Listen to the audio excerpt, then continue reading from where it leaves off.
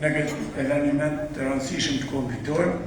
Falë edhe organizator që ma dhanë fjallën, për me pojnë për Skanderbeun, në mësu që është në klasën e parë dhe mund maj leksion, cëtë do, na jo mune, nuk do flasë për ato, do bje më të reja që e funde që kemi në dokumentacion për Skanderbeun, ato që dherim sot nuk janë publikuar, që do publikuar, ja u jam fjallën dherim e 1 mars do t'i keni kushtuar në dorë. Në babaj i Gjergj Kaseori Skanderbeut, Gjergj Kaserioti, pranoj vasalitetin e turqve dikon të rrët vitit 1406.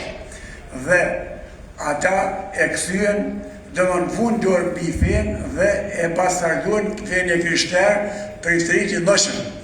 Në vitin 1443, Skanderbeu arriti dhe e mori principatin e babajt vet dhe mas 19 vjeç u mundu me organizua fen e kryshter si që ka qenë para pushtimit turk.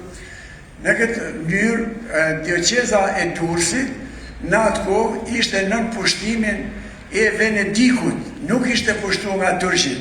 Kryedioqeza e Durrësit është krijuar në vitin 58 të erës tonë, është i peshë mbi parë nga 4 më të parë të botës.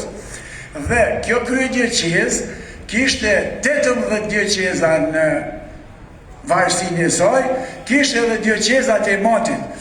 Dhe me qenë se Skanderbeu i dha frymëmarrje e Krishterimit, organizoi sinodin e Kishës Katolike në fshatin Lismatit, nuk ishte fshat, ishte një qytet me 40 kisha, por kjo ishte quaj dioqeza e Matit. Dhe këtu e zgjodhi sepse Stelushi është vetëm pak kilometra larg ku ishte qendra ku rritet Skanderbeu. Dhe aty organizoi sinodin.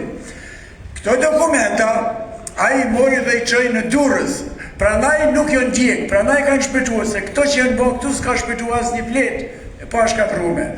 Në vitin 1551, turqit e pushtuan edhe Durrësin, dhe përveç se turqve, në dioqezën e Durrësit dhe në qytetin e Durrësit, ishin edhe feja ortodoks shqiptarë natyrisht, jo ortodoksa serbas grek, por ortodoksia shqiptare, luftonte për ekspansion. Dhe me qenë se ortodoksit ishin të lidhur me turqit, vazhduan që donin nërsa katolik, iken edhe katolik edhe priftrit, dhe i morin këto dokumenta me veti. Prandaj edhe kanë shpëtuar këto dokumenta. Si mas rregullave të kohës, në vitin 1501, nuk ishte as fotokopi, nuk ishte makinë shkrimi, nuk ishte me qa me shkrua, urdhri atje në Itali ishte që këto dokumenta më shkrua 3 kopje, dhe 1 kopje ka shpëtuar.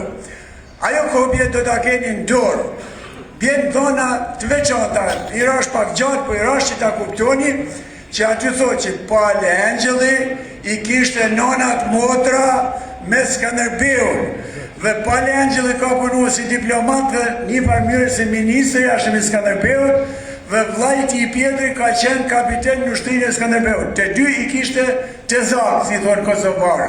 Kjo që nuk e kemi ditë, plus pasaj ka dhe disa tona të tjera shumë të rëndësishme për sinodin e Montpashën bajtu në vitin 1349 dhe ju të ta keni në dorë shumë shpejt këtë ngjarje sepse këtë nuk e kemi ditë.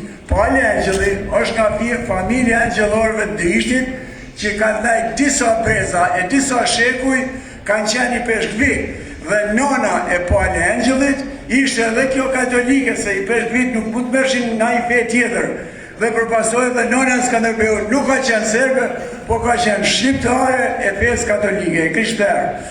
Ju falet meri që patë të durim për të gjithë.